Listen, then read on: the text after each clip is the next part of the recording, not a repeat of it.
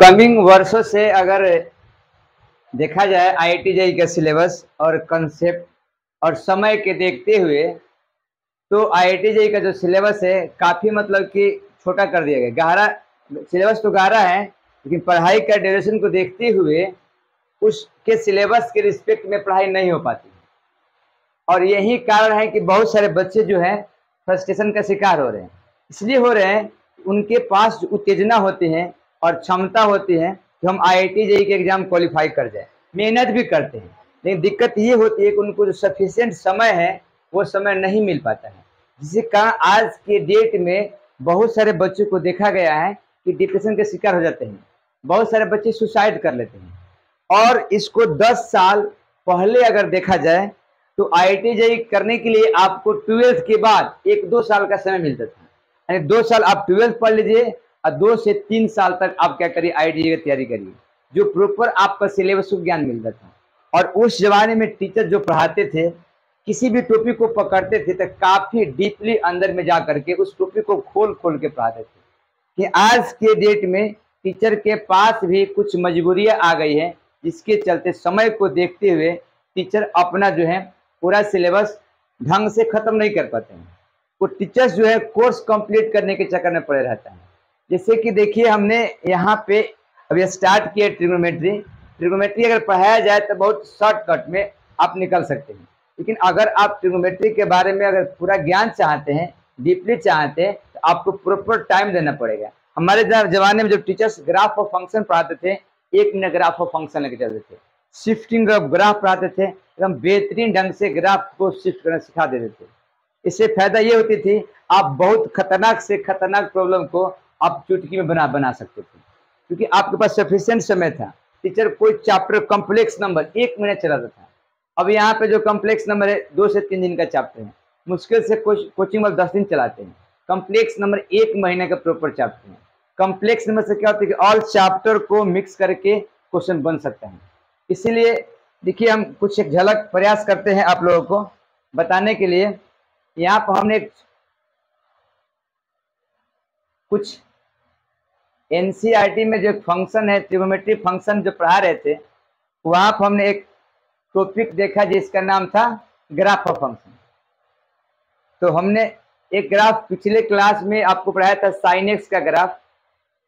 अब जो हम स्टार्ट आज किए हैं वो एक कॉस एक्स का ग्राफ। देखिए y इज इक्वल टू क्या है, कॉस एक्स है।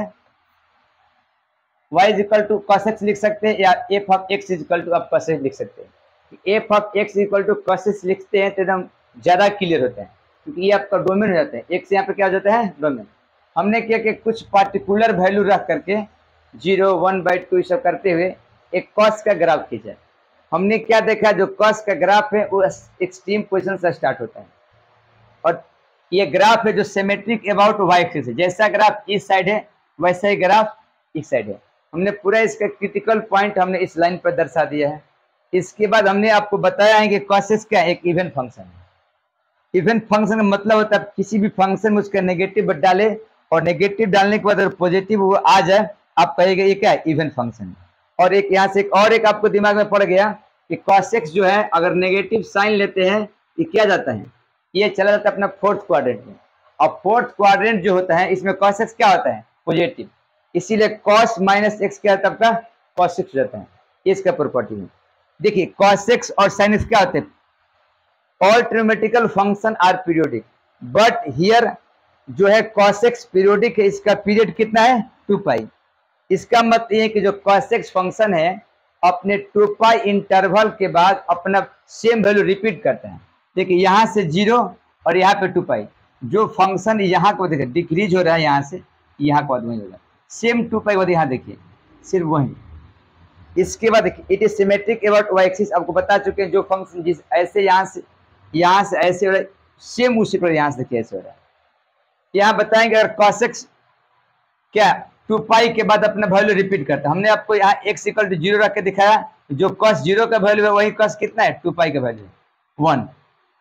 और यहाँ बताए कॉस एक्स जो है इसका मिनिमम वैल्यू कितना होता है, -1, मैक्सिमम कितना होता है 1। इसका ग्राफ इसी के बीच में लाई करते हैं। इसका मतलब कॉस एक्स लाइज बिटवीन -1 से 1, जिसको हम लोग अपनी भाषा में रेंज कहते हैं। इसका रेंज कितना है -1 से 1। लेकिन इसके डोमेन की जब बात आती है, आप एक्स एक्सिस के -इनफाइनाइट से +इनफाइनाइट से लेकर के -इनफाइनाइट का ईच एंड एवरी वैल्यू के लिए आपको एक न एक आउटपुट मिलता है। इसके बाद अब आगे आते हैं। यहाँ पर हमने बताया कि जो cos का कर्व है, जो एक्स एक्सिस को कट करते हैं 0 पे, π/2 पे, 3/2 पे, 5 dot dot dot dot dot, इसको हमने कोड करने की कोशिश किया। हमने देखा कि ये ऑड मल्टीपल आ रहा है, ऑड मल्टीपल प्लस माइनस में आ रहा है, इसलिए हमने क्या लिखा 2n + 1 π/2 ऑड के फॉर्म में लिख दिया, यानी कि 2n + 1 π/2, इसको हमने जनरलाइज कर दिया। जनरल फॉर्म आप देखते हैं 2n + 1 π/2 पे क्या मिलता है 0। यहाँ पे n क्या है इंटीजर, यानी कि आप देख लीजिए ग्राफ में, यहाँ पे 0 मिल रहा है, यहाँ पे 0 मिल रहा है, यहाँ पे 0 मिल रहा है, यहाँ पे 0 मिल रहा है, यहाँ पे 0 मिल रहा है, यहाँ पे इस तरह से जहां जहां ग्राफ एक्स एक्सिस को कट कर रहा है वहां पे वाई की वैल्यू क्या मिल रहा है 0 मिल रहा है। हमने बताया कोसाइन ग्राफ जो है साइन की तरह होता है, बट ये क्या होता है π/2 क्या होता है, ये डिस्टेंस क्या करता है शिफ्ट कर देता है एक्स एक्सिस के लेफ्ट साइड में। अब देखिए ये बताया कि जो cos x होता है क्या आता है reciprocal of cos x sec x का होता है। अगर हम जब cos x का ग्राफ जान जाते हैं, हम लोग sec x का ग्राफ क्या करते हैं, इसी को ग्राफ को क्या कर रेसिप्रोकल कर देते हैं। रेसिप्रोकल कर देने के -1 से +1 का बाहर कर देंगे ग्राफ। ग्राफ किसका बन जाएगा cos x का बन जाएगा। और देखिए हमने यहाँ पे देखा इंटरसेप्ट, इंटरसेप्ट मतलब y एक्सिस को ग्राफ कहाँ पे कट करता है यहाँ पे, यानी कि इसका कोऑर्डिनेट कितना हो जाएगा 0,1। सिमिलरली हमने यहाँ पे आगे चल के x का भी निकाला इंटरसेप्ट। अब आगे देखिए x एक्सिस को कहाँ पे काटती है π/2 पे काटती है, 3π/2 पे काटती है। इसको हमने जनरलाइज कर दिया π/2 + n π, यानी कि पाई हर पाई के डिफरेंट यहाँ काटती है, यहाँ पाई इंटरवल बाद फिर काटती है, पाई इंटरवल बाद फिर काटती है, पाई इंटरवल बाद फिर काटती है। हमने इसको क्या लिख दिया n π + π/2। कोई दिक्कत। अब चलिए इसके बाद हम लोग आते हैं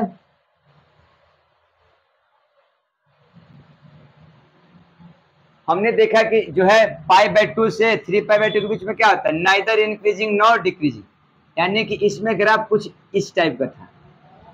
यहाँ से यहाँ तक ग्राफ को देखिए ये इंक्रीज किया और यहाँ के बाद क्या कर रहे हैं ग्राफ, ये यहाँ तक इंक्रीज कर रहे हैं और यहाँ तक ग्राफ क्या कर रहे हैं डिक्रीज कर रहे हैं। इसलिए हमने इसको यहाँ से π/2 से 3π/2 के बीच हमने क्या बोला नाइदर इंक्रीजिंग नॉर डिक्रीजिंग। आगे देखिए इंटरसेप्ट इसका देखते हैं, एक्स इंटरसेप्ट कहाँ का मिलता है n π/2 और 0, यानी कि ग्राफ एक्स इंटरसेप्ट मतलब ग्राफ एक्स एक्सिस को कहाँ पे कटता है, यहाँ कट करेगा, यहाँ कट करेगा, एक्स एक्सिस को जहाँ पे कट करेगा वहां पे वाई कोऑर्डिनेट क्या हो जाएगा 0। और इस तरह से देखते हैं एक्स cos x का मैक्सिमम वैल्यू जो होता है वो होता है =1, और ये 1 कब मिलता है बेटा जब x क्या होता है 2n π। 2n π मतलब क्या, एक तो मिलेगा 0 पे, एक मिलेगा 2π पे, फिर मिलेगा 4π पे, सिमिलरली -2π पे, -4π पे। इसीलिए एक लाइन में कोई पूछे तो क्या कहो cos x मैक्सिमम कितना होता है 1। कब होता है बेटा जब x पे क्या रखोगे 2n π, यानी यहाँ कह सकते हो cos 2n π = 1। n belongs to यहाँ क्या कर सकते हो n बिलोंग्स टू इंटीजर। और मिनिमम कब मिलेगा बेटा, मिनिमम कितना मिलेगा -1। कब मिलेगा जब x बिलोंग्स टू π + 2n π। यानी ग्राफ में देख लीजिए एक बार,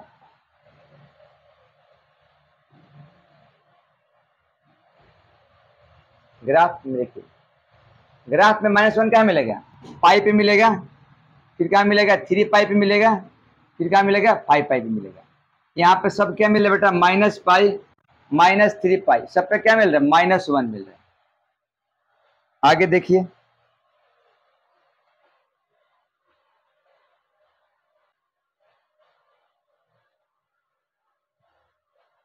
(23) के बाद देखिए यहाँ पर जो देखिए और cos x का ये फॉर्म आता है, इसका जो मैक्सिमम इस्तेमाल हम लोग करते हैं कब, जब SHM पढ़ते हैं या साउंड में पढ़ते हैं, इलेक्ट्रोस्टैटिक्स में पढ़ते हैं या करंट में पढ़ते हैं। जब ग्राफ आपका स्टार्ट फ्रॉम वेव जो फंक्शन होते हैं स्टार्ट फ्रॉम एक्सट्रीम पोजीशन। इस तरह के क्वेश्चन इंजीनियरिंग फील्ड में बहुत काफी मिलते हैं आप लोगों को। जब ग्राफ एक्सट्रीम पोजीशन स्टार्ट होगा तो यही क्वेश्चन ए साइन ए कॉस बी एक्स या ए साइन बी एक्स। यहाँ पे कॉस लिखे एक्सट्रीम से स्टार्ट हो रहा है बेटा। अब चलिए इसका एम्पलीट्यूड कितना होता है, ए हो जाता है, और इसका पीरियड कितना होगा 2 पाई बाई बी का मड। कुछ कॉस एक्स का देखिए फॉर्मूला इस्तेमाल जो करते हैं हम लोग, इसका इस्तेमाल हम करेंगे कॉस एक्स का। Cos x plus y, cos x into cos y minus sine x into sine y. और देखिए प्लस रहेगा तो माइनस देंगे, माइनस रहेगा तो प्लस देंगे। एक कॉस 2x का फॉर्मूला होता है cos square x minus sine square x. और कॉस 2x को देखो, अगर कॉस स्क्वायर एक्स इसको अगर हम बदल देते हैं किसमें 1 माइनस कॉस स्क्वायर एक्स में इसको बदल देते हैं, अगर माइनस है तो क्या हो जाएगा माइनस ये प्लस ये कॉस कॉस कितना जाएगा 2 कॉस स्क्वायर एक्स माइनस 1। अगर इसको बदल देते कितना हो जाएगा 1 माइनस 2 साइन स्क्वायर एक्स। कभी कभी इसको देखिए ये वाला जन्म में करते हैं कॉस एक्स क्या होता है sine pi by 2 minus x क्या होता है कॉस एक्स होता है। तो ये 10th क्लास का फॉर्मूला है cos square x equal to 1 minus sine square x. अब देखिए ये क्या है कोसाइन ला इसको बोलते हैं। अगर यहाँ सी स्क्वायर है तो A square plus B square minus 2ab cos C. अगर यहाँ पे ए हो जाता है तो क्या करेगा बी स्क्वायर प्लस सी स्क्वायर माइनस 2ab 2bc। यहाँ बी रखो तो यहाँ पे क्या रखना पड़ेगा बी, यहाँ ए रखो तो यहाँ क्या रखना पड़ेगा ए। अब यहाँ पे एक बचपन में आप लोग पढ़े होंगे cos x equal to B by H base upon hypotenuse. और ये 10th का पढ़े sine square x plus cos square x equal to 1। इसके बाद देखिए हमने पूरा ग्राफ में देखा कि cos x का ग्राफ एक्सट्रीम से स्टार्ट होकर के लेफ्ट साइड और राइट साइड कंटिन्यूअस चल रहा था। ग्राफ कभी टूटा हुआ था, यानी कि हमने माइनस इन्फिनिट से प्लस इन्फिनिट के बीच में ये देखा कि ग्राफ क्या है कंटिन्यूअस है, कहीं भी टूटा हुआ नहीं है। इसका हमने क्या देखा कि हमने देखा ग्राफ में कि जो ग्राफ जितना ग्राफ ऊपर जा रहा था उतना ही ग्राफ नीचे आ रहा था। हमने लिखा है ग्राफ वाइज कर above and below the x axis. X axis के ऊपर के एक्स एक्सिस के नीचे, ऊपर नीचे ऊपर नीचे। इसके आगे चलते हैं बेटा। हमने देखा इसका इनवर्स करके देखे बेटा, तो cos x को पलटते उसको दिखाते हैं cos इनवर्स x। और इसका ग्राफ जो होता है उल्टा फ की तरह, क्योंकि हमने जो ग्राफ cos का ऐसे बनाया था ऐसे, इसी ग्राफ को हमने y is equal to x को इमेज बना के ग्राफ को पलटते हैं। जो ग्राफ को पलटते ग्राफ क्या बनता है उल्टा फ बनता है। यानी यहाँ -1 यहाँ पे 1 मिलता है 0 से पाई के बीच में। और इसका डिफरेंशिएशन करने के बाद क्या मिलता है माइनस cos x, हाँ cos x इसका डिफरेंशिएशन। इसके इंटीग्रेशन करते क्या मिलता है साइन cos x कितना होता है साइन x, जो माइनस नहीं लगते हैं। अगर हम लोग देखते हैं तो कोसाइन फंक्शन का यूज रियल लाइफ में कहाँ करते हैं, तो रेडियो वेव आप लोग पढ़िएगा फिजिक्स में हल्का से मिलेगा, 12th में एक चैप्टर कम्युनिकेशन वहां पे पढ़ने को मिलेगा। आगे आपको इंजीनियरिंग फील्ड में बहुत बड़ा इसका इस्तेमाल है। तो इसको देखिए इंजीनियरिंग फील्ड में इस तरह का बहुत बड़ा इस्तेमाल होता है रेडियो वेव में। रेडियो वेव में जस्ट लाइक कम्युनिकेशन से टीवी होता है या आपका रेडियो हो गया, मोबाइल कम्युनिकेशन हो गया, इस सब में इसका इस इक्वेशन का बहुत बड़ा इस्तेमाल होता है। टाइड्स में हो गया, साउंड वेव में हो गया, या आपको म्यूजिकल इंस्ट्रूमेंट जो है टोन निकालते हैं उसमें पढ़ना है आपको। और आपका ये इलेक्ट्रिकल करंट जो पढ़ते हैं आपको पढ़ने को मिलेगा I is equal to I naught sine omega t, I is equal to I naught cos omega t. इस तरह के आपको इक्वेशन पढ़ने के लिए मिलेगा। और देखिए अगर फिजिक्स में वही देखिए वही सारी बात, या अगर आप cos x का एक्सपेंशन करते हैं उसको बोलते हैं पावर एक्सपेंशन। वो होता है summation n is equal to 0 to infinite minus वर्ग के पावर n x के पावर 2n फैक्टोरियल 2n। अगर इसको 0 यहाँ रख के एक्सपेंशन करते 1 minus x square factorial 2 plus x के पावर 4 फैक्टोरियल 4 माइनस एक्स के पावर 6 फैक्टोरियल 6, ऐसे करते plus minus dot dot dot होता रहेगा। ये आपको भी बता चुके बेटा। और देखो कहीं कहीं लोग यहाँ पे मिस्टेक करते हैं, कभी कभी लोग क्या करते हैं cos स्क्वायर एक्स को सही ढंग से नहीं समझते हैं।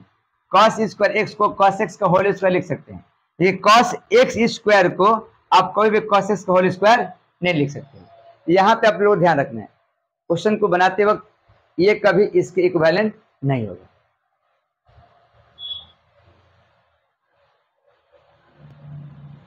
यहाँ पर ये कुछ ग्राफ बना के दिखा रहा है आपको। देखिए ये ग्राफ जो है कि y equal to cos x का ग्राफ और स्पीड में बनाना हो तो ग्राफ एक्सट्रीम से स्टार्ट करते हुए आप ऐसे लेके चले जाइएगा। इसके बाद हमने आया cos x का मॉड। अगर आप cos x का मॉड का ग्राफ बनाते हैं, आप याद रखिए कि cos x का मॉड कभी भी नेगेटिव नहीं होगा। जो यहाँ पर आपका नेगेटिव मिला हुआ है, जो पोर्शन आपका नेगेटिव उसको आप क्या कर सकते हैं, पॉजिटिव कर दीजिए। अगर पॉजिटिव कर दे आपका ग्राफ कैसा बनता है, इस टाइप से ग्राफ बनता है। पूरा ग्राफ क्या है, एबोव द एक्स एक्सिस। इसका ग्राफ क्या होगा, एबोव द एक्स एक्सिस।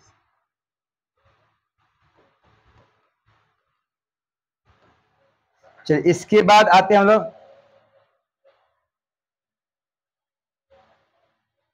यहाँ पे cos इनवर्स x का ग्राफ बनाने को मिलेगा। तुरंत आप क्या करिएगा, उल्टा फॉर्म एकदम स्पीड बना लीजिए। ग्राफ बनाते वक्त आप ग्राफ को एक बार प्रैक्टिस करते, ग्राफ क्या होता है आपका, स्पीड बन जाता है। और यहाँ देखिए एक ग्राफ बताया आपको कि cos x प्लस 1, यानी cos x का ग्राफ बना करके आप क्या करिए, एक unit above the x axis. यानी कि हमने जो ग्राफ जो बनाया है पिंक कलर का, इसी ग्राफ को उठा करके एक यूनिट कहाँ चला गया, ऊपर बेटा। जो पर्सन यहाँ है वो पर्सन कहाँ आ जाएगा, यहाँ। नहीं ग्राफ ऐसे सटा हुआ रहेगा बोला, ऐसे ग्राफ आएगा, कोई दिक्कत। और हमने यहाँ पे एक और प्रयास किया बनाने का।